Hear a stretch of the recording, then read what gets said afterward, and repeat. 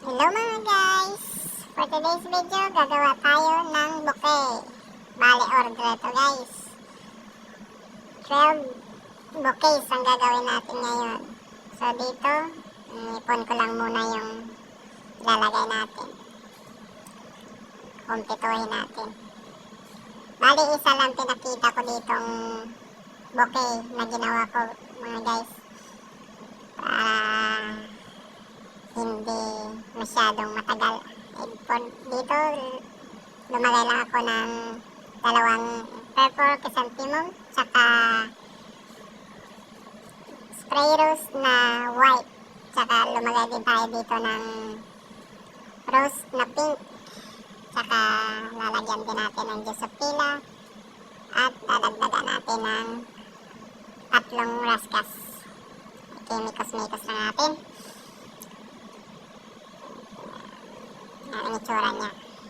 Maliit lang yan guys. Murahin lang. Okay, tip natin. Okay muna. Saka dito gagamit tayo ng color pink na plain. Okay. Ititip lang natin.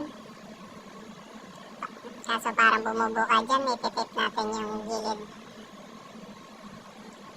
At dito guys, lalagay tayo ng oses, yung basa na oses, lalagay natin sa pinaka ilalim niya para tumagal yung bulaklak guys. Tsaka lalagay tayo dito ng plastic dahil yung ginamit natin na cover guys ay papel lang po to, dito plastic para di mabasa. Puputulan na natin dahil sobra.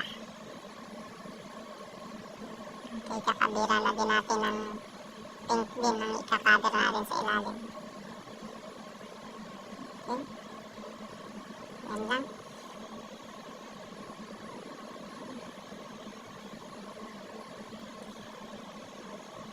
Okay, mikos-mikos lang. Lalagyan natin ng tape para di matanggal. At saka di tayo mahirapan sa paglagay ng ribbon. Siguraduhin na natin na paglagay ng ribbon, di makikita yung tape. Okay.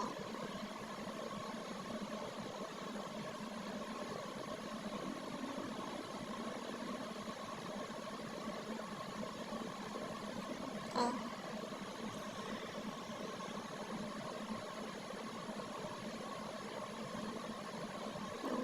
Eto na, tapos na. Okay, nabunot pa. Ito na guys. Thank you for watching.